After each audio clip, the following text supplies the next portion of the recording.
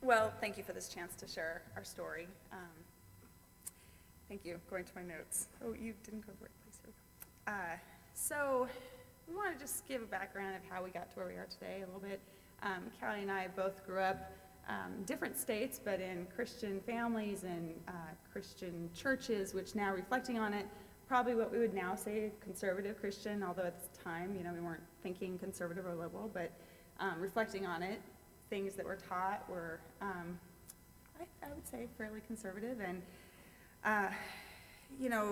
our stories growing up were a little bit different. Callie actually came out when she was about 18, and that was a rough process with her family. And, I had lots of discussions with the pastor, and her parents really still are evolving on the topic, but it's been a challenge for them to decide how they feel, especially her mom, about how that she can reconcile that with her faith. So she experienced what that looks like as a Christian, to be gay and have, the paradigm of other people and what they believe is faith kind of put on you, and to process that. Myself, I didn't really identify. I was straight and actually married to a man for a whole lot of years. So, and I didn't realize until much later in life that that I felt differently. So all through that period, I was going to churches and just kind of going along with what I was hearing. And when I came to the place of realizing that I was maybe not just this straight mom of 2 kids, it was a big process for me to start to reconcile that with my own faith and what I had heard. But I didn't know that many gay people growing up in the small town I was in, so hadn't been exposed. So I was kind of experiencing that myself. And then Callie and I met. Yes, so we met actually at Eugene Swim and Tennis Club. And Carmen was trying to kind of doing some searching about where she wanted to go for churches. And I said, I know this great church.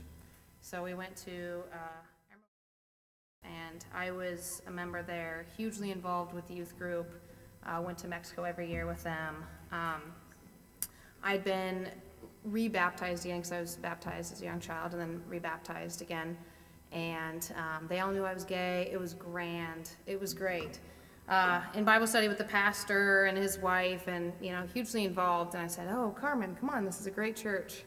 I swear every Sunday I went in, I felt God's presence every single time, and I knew I was supposed to be there. Well, that's not if you're practicing. So if you're a practicing gay, it's a whole nother situation. So I got Carmen really involved. The kids, we had going to Sunday school all the time. In Sunday school, they actually started preaching anti-gay. We became their little mission at the church. We went to, it's kind of crazy to think about it, 8 months of elders meetings and disciplinary hearings for being practicing gays at that church. All the while, we had many people supporting us, and we thought that, honestly, at the end of the day, it was a battle worth fighting and challenging them on. So we continued to challenge them. At one point in time, we kind of figured we had this, let's agree to disagree. And Carmen and I decided to file for domestic partnership. We forgot that was posted in the paper. Of course, that got back to the elders, and an automatic meeting called in front of the entire church was called forth for disciplinary action. And Carmen and I were publicly excommunicated from the church at that meeting. Well, yeah, I can't believe we actually hung in there that whole time. I have so many friends who are like, why did you keep going? We're a little bit too stubborn. Stubborn. Oh, we thought it was important, which it was. But so then at that point, we had to take a break for a while from church. And, honestly, for myself, I was still processing through a lot of my own faith issues about is God really okay with this? And obviously that pastor doesn't think so. But after taking a bit of a break, we started looking really mostly online for churches, and you can't really tell because everybody on their front website is like, we welcome everybody, God loves everybody, please come. And then I started realizing I should read the mission, and anybody that has literal Bible interpretation as their first topic when they talk about their church, I'm like, I'm starting to learn that probably doesn't bode well for us. So tried to, we reached out to a couple different people. In fact, one pastor who had started a church, and I had attended the church he had been at before. I was a Sunday school teacher. I had been in his home as a Sunday school teacher of his daughter. I was thinking, well, maybe he knows me, and he said, oh yeah, no, you should not come to our church. So it was really discouraging for a while, but finally, we were making a short list and then getting the courage to go, and we found First Christian. And, it was different. The service format was different than the churches we grew up in, and so we're like, well, how does it feel? And the thing that we realized, so maybe the order of worship was a little bit different, but the people were incredible. And I'd never felt so literally, like, not just welcomed, like, hi, the host at the door, but people really were engaging with us, and it was so authentic. And then, we tried here, we tried a few other places. Well, then they would call us, and they would check in with us, and it was just welcome. It was just, we'd love to see you again. And so it just kept growing that, this is unlike any other experience we've had. There's plenty of churches that we could walk in and, there'd be a smile and there'd be a handshake, but it was very different. So we came back, and we kept coming back, thankfully. So when we filed for a domestic partnership, that was something that was a commitment between Carmen and myself. She has 2 beautiful girls that I consider are beautiful girls now. But we were waiting for when they were ready to have a public ceremony and a public marriage. And so we had committed to them, and I had committed to them from day one, that we will not get married until you guys are ready to get married, because it was a family. It was not just between Carmen and I. We had made our commitment, and we were going to wait. So almost 5 years afterwards, actually, the girls came up to us and said, okay, we're ready. We said, sweet. I had always had a dream, because I had come out full-blown at 18, but I had known a lot earlier, that I wanted to do my wedding ceremony a little different. And I had known this from about 13, even when there was a semi-man woman on the other end, not quite sure what it was. But I didn't like the idea of someone walking down the aisle and waiting. I always wanted where you came together and met at the end. And that was my idea of how a marriage should be, is not one waiting on the other, but the 2 coming together. And if you look at this church, how beautiful is that?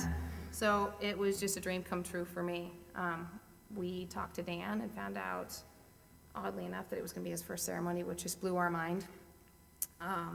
And I got to do exactly what I dreamed about since being a little girl, of coming together with the one I loved to start our marriage and do all that. And we had protesters at our wedding. That might have also been a first at this church. Yes, that might have been a first. Mary actually helped hold up cushions as we were taking our photo out front from the protesters, which were part of Carmen's family. Yes. So yeah, it was amazing for us, because we got to make the choice as a family that we were moving forward as a unit, and not just on myself and Carmen's terms, but the 4 of us moving together. And that was a huge difference from domestic partnership between the 2 of us, and saying we're married, and it means all the difference to our girls too. Yeah, I've been pondering on, so we're already domestic partners, and Oregon's fabulous, actually, as far as the legal and tax from a state perspective. Very good benefits from a state perspective for domestic partnership. And we had such a blessing to be able to be married in our church, so really, we are already married, and we know that, and we got to do it in front of God and have it blessed. So why does, gay marriage, state of Oregon, officially, why does it still matter? And it's interesting. First of all, I know for my kids, they've had some conversations with some people that, partially from a religious perspective, but also from the constitutional amendment, there is no gay marriage, it's one man and one woman, that tell the girls that what Mom and Calli are doing, that's illegal, and it makes my heart sad. I mean, I know that they believe differently, but the thought that there still is that stigma and that they view that so negatively, I know that will change, but it makes me sad. And the other thing that comes to mind is we have a good friend who we've had this discussion with, and he's very supportive. And his perspective is, there should just be civil unions for everybody. The government should get out of the way with this whole marriage thing. You can have a blessing in a church, like that can be a religious perspective. Civil union is the way to go. And honestly, I think that makes sense. But what struck me when I thought about it is, if I'm married, if I'm a straight married person, and you tell me that you're going to change what I have, my marriage certificate, and you're now going to change it to a civil union, honestly, my reaction is that feels like a step down. It feels like I've been demoted, honestly, and it's just so strange that that's my reaction. And it is an emotional attachment to that word, but I feel like there's something different about the word marriage. It's a commitment that has a bond, it has ceremony, it has intention, it has tradition, and it does matter, and the thing is, if we'd all started out with civil union or domestic partnership, cool. But I do think there's really a difference in the word marriage versus what we have, even though we have all the state benefits and whatnot. So I want for people to all have the ability to celebrate their partnership with the one that they love, to be fully committed in life, and to be able to celebrate it in front of the people that they love and that love them, in hopefully the place that matters to them, to be blessed in like it was for us at this church, and to have it carry the same emotional content as the other people in our lives that we love that are straight and marry somebody of the opposite sex. So I think it really does still matter, even though for us, we have all those pieces in our hearts. So thank you.